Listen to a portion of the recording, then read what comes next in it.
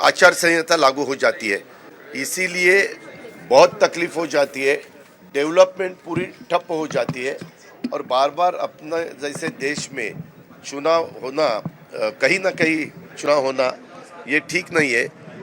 बहुत साल पहले मुझे याद है कि एक ही दिन पार्लियामेंट का भी चुनाव रहता था और असेंबली का भी चुनाव रहता था।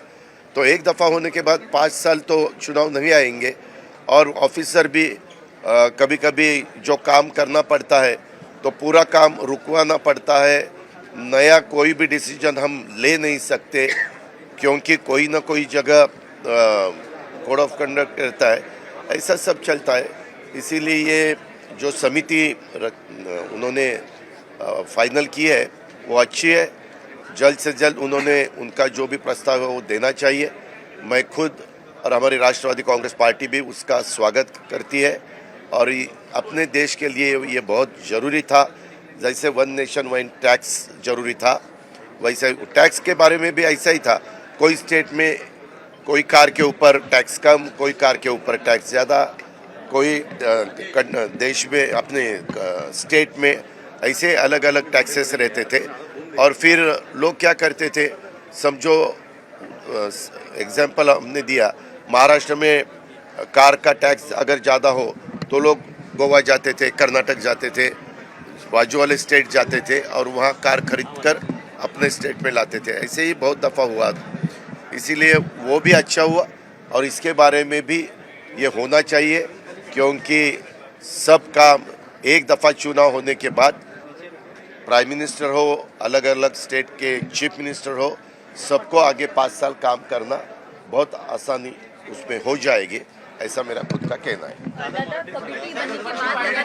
एक मिनट इंडिया अलायंस ने उसका विरोध करना शुरू कर दिया जैसे इसका नाम। ये देखो ना, आपने देखा क्या जी, वन नेशन वन टैक्स के बारे में भी ऐसा ही हुआ था। कुछ ना कुछ स्टेट विरोध करते हैं। अभी ये आपने जिनका नाम लिया उनका काम ही है विरोध करना, इसीलिए वो विरोध कर रहे हैं।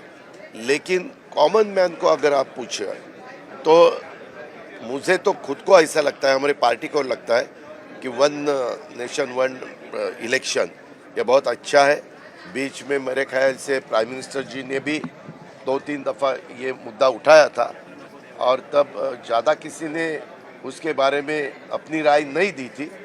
लोगों को क्या लगा मुझे मालूम नहीं, या अलग अलग पार्टियों को क्या लगा मालूम नहीं, लेकिन इस दफ़ा एक्स प्रेसिडेंट अपने देश के कोविंद साहब, उनके अध्यक्षता में वो कमेटी उन्होंने फाइनल की है और वो गठित होने के बाद अभी उनका प्रस्ताव आ जाएगा। इंडिया अलायंस की बैठक मुंबई में चल रही है।